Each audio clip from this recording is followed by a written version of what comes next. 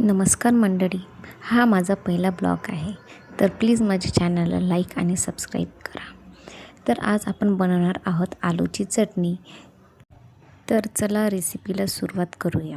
आपल्याला साहित्य लागणार आहेत: एक कांदा, कोथिंबीर, कढीपत्ता, 3-4 हिरव्या मिरच्या, 3-4 लसणाच्या कळ्या आणि अर्ध्यापेक्षा कमी टोमॅटो. आणि हे सर्व मी बारीक कापून घेतले आहे.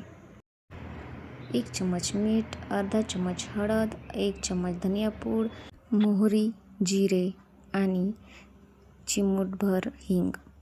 दुसऱ्या बाजूला मी आलू उकळून घेतले आहे आणि त्याला बारीक कापले, कारण की बारीक कापल्यानंतर ते पटकन शिजतात आणि आपल्याला थोडं इझी जाते.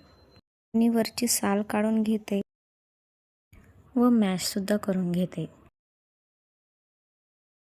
आता आपली सर्व सामग्री तयार आहे. तर आपण पुढल्या स्टेपकडे वळूया. गॅसवर कढई ठेवूया आणि त्यात 2 बुटले तेल घालूया. तेल थोडे गरम झाल्यानंतर त्यात आपण जिरे आणि मोहरी घालूया व चिमूटभर हिंग पण टाकूया. त्यानंतर कांदा आणि मिरची टाकून परतून घेऊया. कांदा आणि मिरची छान फ्राय झाल्यानंतर त्यात कढीपत्ता टाकूया. लगेचच लसूण जिरं कांडून टाकूया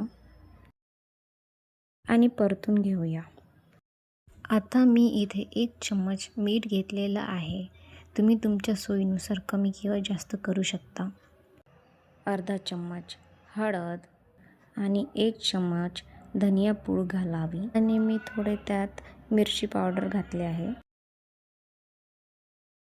आता सर्व गोष्टी परतून घेऊया छान प्रकारे आणि त्यानंतर टोमॅटो सोडूया आणि त्यालाही परतून घेऊया छान. मग मॅश केलेले पोटॅटो टाकूया आणि त्यालाही छान मिक्स करून घेऊया. मिक्स करून झाल्यानंतर 5 ते 7 मिनिट झाकून ठेवूया आणि 5 ते 7 मिनिटानंतर त्यावर खूप सारी छान अशी कोथिंबीर टाकूया आणि परतून घेऊया. आणि रेडी आहे आपली आलूची चटणी. आणि अशी मी माझ्या मिस्टरांना डोस्यासोबत ही आलूची चटणी सर्व केली. त्यांना खूप आवडली. जर तुम्हाला ही डोस्याची रेसिपी हवी असेल तर मला कमेंटमध्ये सांगा आणि माझ्या चॅनलला प्लीज लाईक आणि सबस्क्राईब करा. थँक्यू.